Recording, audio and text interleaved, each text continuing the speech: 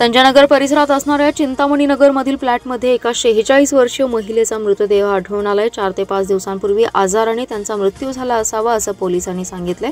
Special rescue टीमने flat फोडून मृतदेह बाहेर काढत शवविच्छेदनासाठी सांगलीतील शासकीय रुग्णालयात पाठवले। याबाबत संजयनगर पोलिसात नोंद झाली आहे। चिंतामणी नगर येथील सिद्धिविनायक अपार्टमेंटमध्ये संबंधित महिला भाड्याने राहत होती। त्यांना मानसिक आजार होता, त्या एकट्याच राहत होत्या।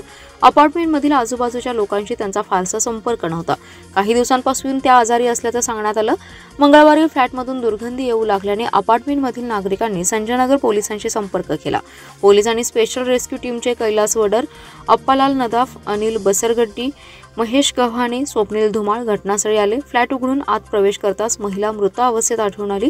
तिच्या नातेवाईकांना याबाबत कल्पना देण्यात आली। पोलिसांनी पंचनामा केला। रेस्क्यू टीमने मृतदेह बाहेर काढून उत्तरीय तपासणीसाठी सांगलीतील वसंतदादा पाटील शासकीय रुग्णालयात पाठवला।